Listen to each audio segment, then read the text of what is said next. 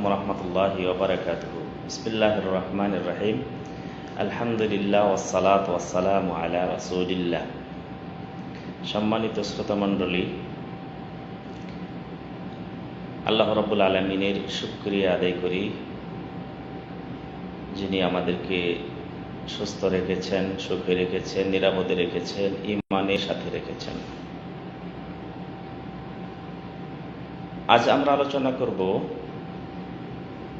জুমআর দিনের কিছু আমল সম্পর্কে। জুমআর দিনে অনেক আমল রয়েছে, তার ভিতরে কতিপয় আমল আমরা আজ আলোচনা করব।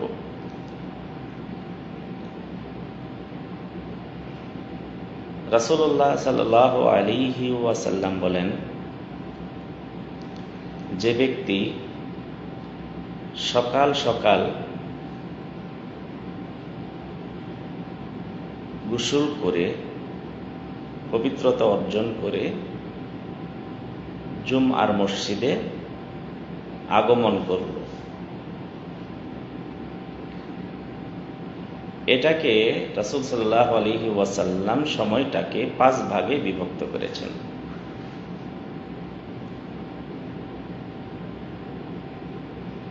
প্রথম ওয়াক্ত, দ্বিতীয় ওয়াক্ত, তৃতীয় ওয়াক্ত, চতুর্থ ওয়াক্ত এবং পঞ্চম ওয়াক্ত। এবং প্রতিটির জন্য রাসূল সাল্লাল্লাহু আলাইহি ওয়াসাল্লাম আলাদা আলাদা ফজিলত বর্ণনা করেছেন। আর এটার ফজিলত এক এক সময়ের এক এক ফজিলত। আজকে আমরা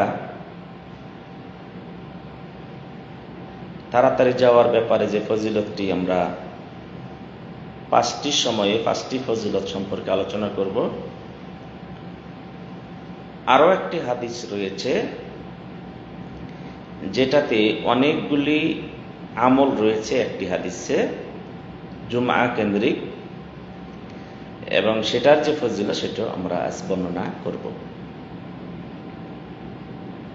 জুমআর দিন সাপ্তাহিক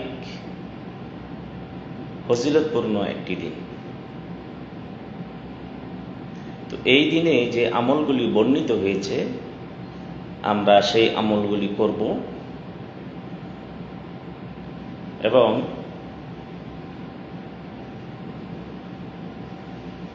যে আমলগুলি যেভাবে বর্ণিত হয়েছে আমরা সেইভাবেই সেই আমলগুলি বাস্তবায়ন করব।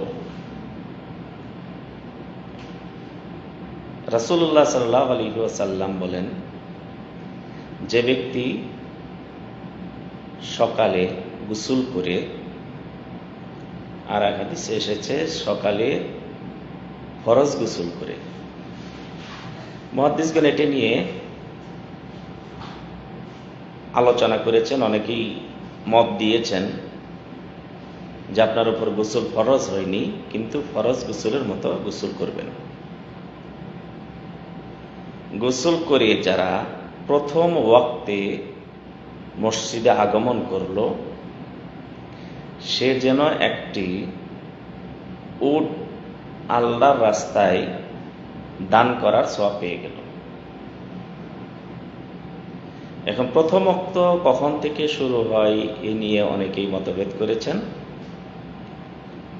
সেটি কি ফজরের পরপরই নাকি সূর্য ওঠার পরপরই? আপনি যদি একটি উট কুরবানি অথবা একটা উট সাদকা করার সওয়াব পেতে চান, তাহলে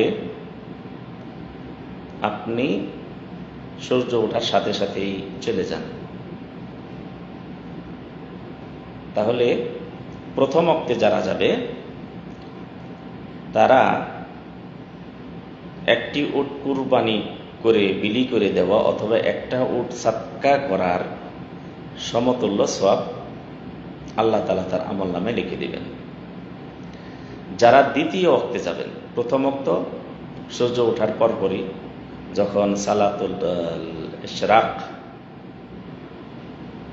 যারা আদায় করেন ওই সময় থেকে শুরু করে, আর সবচেয়ে উত্তম হয় আপনি যদি ফজর পরে যদি আপনি থেকে যান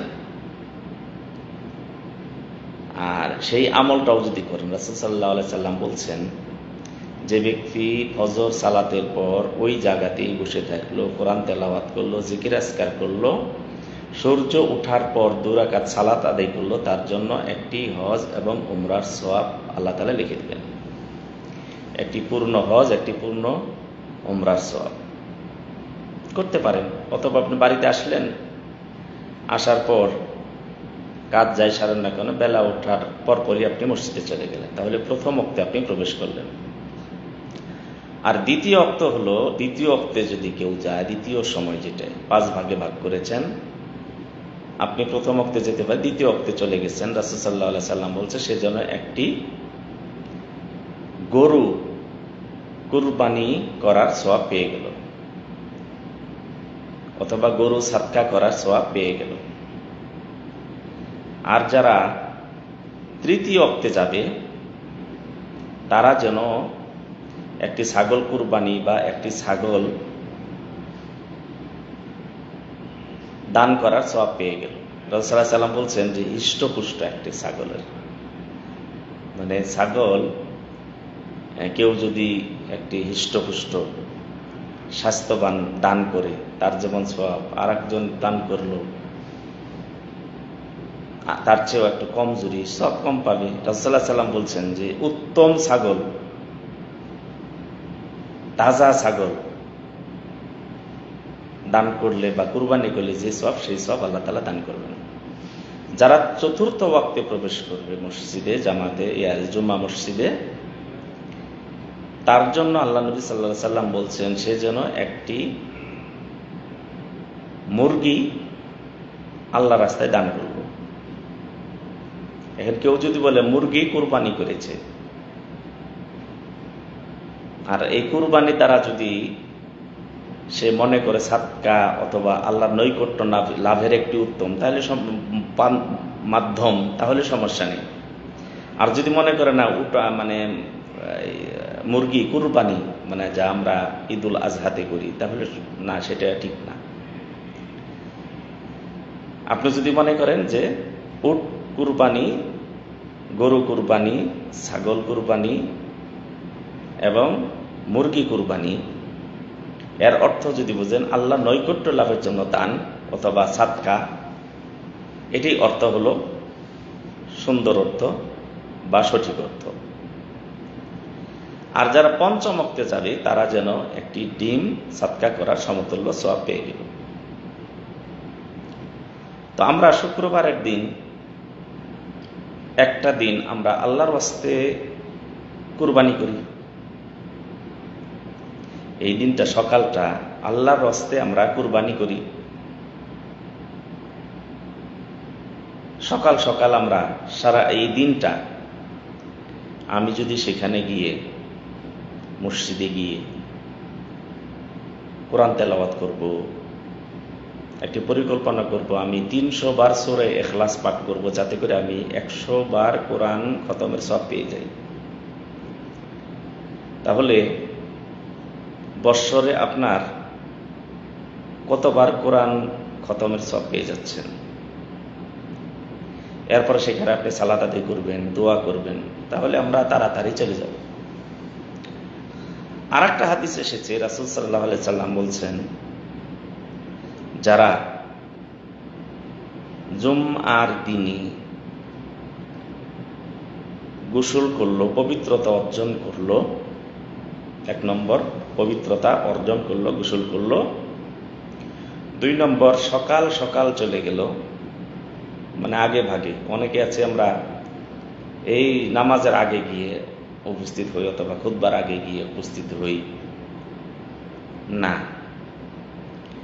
তো আগের হাদিসটি রাসূল সাল্লাল্লাহু আলাইহি ওয়াসাল্লাম, আগের হাদিসটি আবার একটু সম্পূর্ণ করছে। রাসূল সাল্লাল্লাহু আলাইহি ওয়াসাল্লাম বলছেন, যখন খুতবা শুরু হয়ে গেল, পঞ্চম ওয়াক্ত শেষ হয়ে গেল। খুতবা শুরু হয়ে গেলে পঞ্চম ওয়াক্ত শেষ, মানে খুতবার পরে যাবেন, তারা ওই সওয়াবগুলি আর পাচ্ছেন না। আমরা এই হাদিসে আসি, রাসূলুল্লাহ সাল্লাল্লাহু আলাইহি সাল্লাম বলছেন, যারা গোসল করলো, পবিত্রতা অর্জন করলো এবং তাড়াতাড়ি মসজিদে গেল, সকাল সকাল মসজিদে গেল এবং হেঁটে হেঁটে মসজিদে গেল, জামে মসজিদে হেঁটে হেঁটে। আমরা মসজিদ বলতে জামে মসজিদই বুঝি। অনেক এলাকায় আছে জামে মসজিদ যেখানে জুম্মা হয়, তা আমরা জামে মসজিদকে মসজিদই বলি, আর অনেক জায়গায় জামে মসজিদই জামে মসজিদ বলে। তো যারা মসজিদে গেল বা জামে মসজিদে গেল হেঁটে হেঁটে। 4 নম্বর, ইমামের কাছাকাছি, যতদূর সম্ভব ইমামের কাছাকাছি গিয়ে বসলো। 5 নম্বর, চুপ থাকলো। 6 নম্বর, খুতবার সময় কোনো কথা বলল না এবং সুন্দরভাবে খুতবাটা শ্রবণ করলো, সুন্দরভাবে খুতবাটা শ্রবণ করলো। রাসূল সাল্লাল্লাহু আলাইহি সাল্লাম বলছেন, তার ফজিলতটা হলো, কি পেল সে? আবার বলি, যারা গোসল করে মসজিদে গেল জুম্মার দিনে পবিত্রতা অর্জন করে, আর এমন নয় যে আপনি গোসল করতে পারবেন না অথবা পানি নেই, শীতের এমন কনকনে শীত, এর অর্থ এটাই না যে গোসল করতেই হবে। গোসল করার প্রয়োজন গোসল করলেন, না হলে আপনি পবিত্রতা অর্জন করলেন ভালো করে। 2 নম্বর, সকাল সকাল গেল, তাড়াতাড়ি। 3 নম্বর, হেঁটে হেঁটে গেল,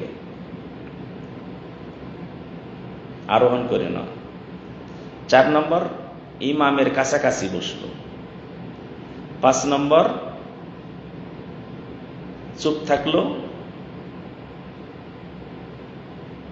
এবং ইমামের খুতবা শ্রবণ করলো, ইমামের খুতবার সময় কথা বলল না। এই 6টি। যারা এই কাজটি করলো, রাসূল সাল্লাল্লাহু আলাইহি সাল্লাম বলছেন, তার আমল নামায় 1 বৎসর রাত্রি জেগে ইবাদত এবং 1 বৎসর দিনে রোজা রাখার যেই সওয়াব হয় সেই সওয়াব তাকে লিখে দেওয়া হবে। তাহলে কতবার লিখে দেওয়া হবে? প্রতি কদমের বিনিময়, প্রতি কদমের বিনিময়। আপনি যে একটা পা থেকে আর একটা পা ফেললেন, একটা কদম ফেললেন, 1 কদমের বিনিময় 1 বৎসর রাত্রি জেগে ইবাদত এবং 1 বৎসর প্রতিদিন রোজা রাখার সওয়াব আল্লাহ তাআলা দান করবেন। তাহলে হাদিসটা গুরুত্বপূর্ণ। আবার আমরা এটারে আলোচনা করি। যে ব্যক্তি সকালবেলা গোসল করে পবিত্রতা অর্জন করে সকাল সকাল হেঁটে হেঁটে জুম্মাতে গিয়ে ইমাম সাহেবের কাছাকাছি বসলো, চুপ থাকলো, ইমাম সাহেবের খুতবা শ্রবণ করলো, চুপ থেকে ইমাম সাহেবের খুতবা শ্রবণ করলো, সে ব্যক্তিকে আল্লাহ তাআলা প্রতি কদমে 1 বৎসরের রাত্রি জেগে ইবাদত এবং 1 বৎসরের সারা বৎসর রোজা রাখার সওয়াব আল্লাহ তাআলা দান করবেন। তাহলে আপনি যদি 100 কদম ফেলে, 100 পা ফেলে আপনি মসজিদে গেলেন, তাহলে 100 বৎসর রাত্রি জেগে ইবাদত এবং 100 বৎসর প্রতিদিন রোজা রাখার সওয়াব আল্লাহ তাআলা আপনার আমলনামায় দান করবেন। আর যদি আপনি 200 কদম যান 200 বৎসরের, আপনি যদি 1000 কদম পা ফেলে যান, 1000 কদম, 1000 পা ফেলে গিয়েছেন, প্রতি পা ফেললেন এই সওয়াব পাচ্ছেন, প্রতি কদমে সওয়াব পাচ্ছেন। এজন্য সাহাবারা রাদিয়াল্লাহু তাআলা আনহুম অনেকেই ছোট ছোট পা ফেলে যেতেন। আপনি মসজিদে যেতে সাধারণভাবে যেখানে 100 কদম ফেলে আপনি যেতে পারবেন, তারা সেখানে 200 পা ফেলতেন, ছোট ছোট কদমে যেতেন, যাতে করে তার সওয়াবটা বেশি হয়। এমনিভাবে প্রত্যেক সালাতে যাওয়ার সময়ও সওয়াব রয়েছে। তাহলে জুমআর দিনে আমাদের অনেক ব্যস্ততা থাকে। অনেকেই আছি যে আমরা জুমার দিনে সাপ্তাহিক অনেকগুলি কাজ সেখানে আমরা আঞ্জাম দিয়ে থাকি। তো আমাদের যদি পরিকল্পনা থাকে, জান্নাতে আরো উচ্চ মর্যাদা পাওয়ার যদি আমাদের আশা থাকে, জান্নাতে গিয়ে আমরা আরো উঁচু মর্যাদা আল্লাহ তাআলা যেন আমাদের দান করেন, ফজিলত আরো যেন বৃদ্ধি হয়, মর্যাদা আরো বৃদ্ধি হয়। মানুষ যখন কবরে শায়িত হবে তখন তো আর তার আমল করার কোনো আর পথ নেই। এখন দুনিয়া থাকতে আমাদেরকে সেই আমল করে যেতে হবে। তো জুমআর দিনের কাজগুলি, সকালের কাজগুলি আমরা আগে ভাগে সেরে নেই, অথবা জুমআর পরে সারব। কেন এত ফজিলতপূর্ণ আমল? আপনি প্রথম ওয়াক্তে গেলে উট কুরবানি, একটা উট সাদকা করা সওয়াব পেয়ে গেলেন। এরপরে আপনি পাচ্ছেন প্রতি কদমে প্রতিটি পদক্ষেপে, প্রতিটি পা ফেলবেন 1 বৎসর সারা রাত্রি জেগে ইবাদত এবং 1 বৎসর প্রতিদিন রোজা রাখার সমতুল্য সওয়াব আল্লাহ দান করবেন। তাহলে জুম্মার দিনে আমরা কেন অন্য কাজে ব্যস্ত হয়ে যাই? একটু তাড়াতাড়ি যাওয়ার চেষ্টা করব। আবার অনেকেই আমরা আছি, এই যে জামা আছে কদিন থেকে পড়ছে সেটা নিয়ে আমরা আবার জুম্মাতে চলে যাই। ফজিলতপূর্ণ আমলে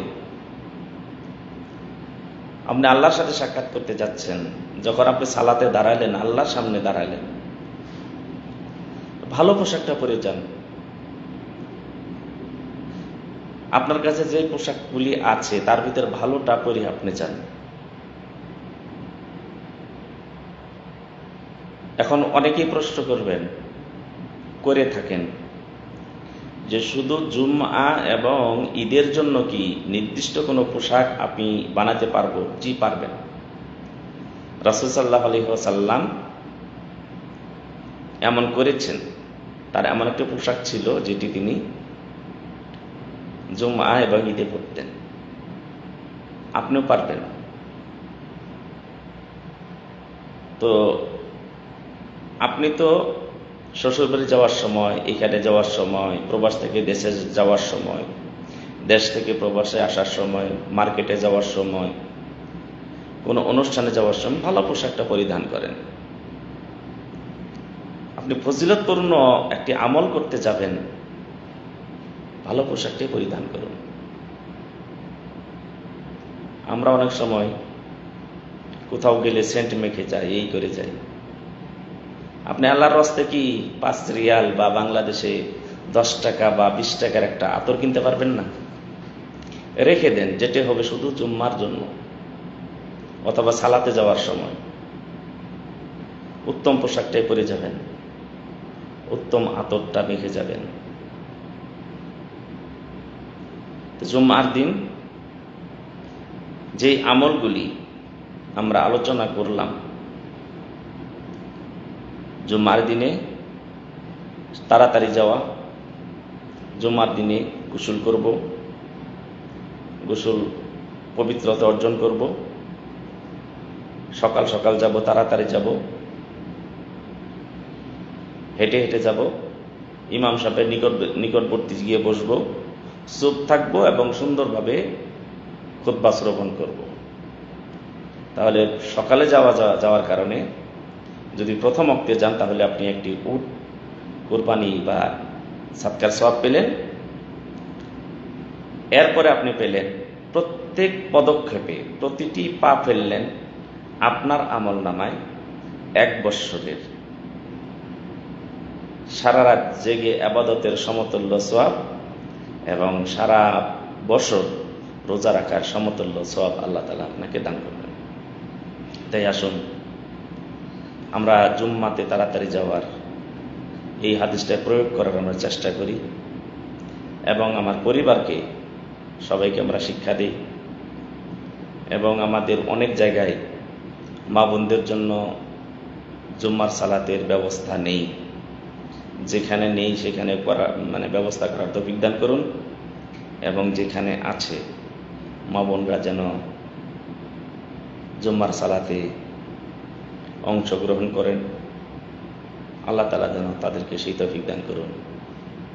আসসালামু আলাইকুম ওয়া রাহমাতুল্লাহি ওয়া বারাকাতুহু।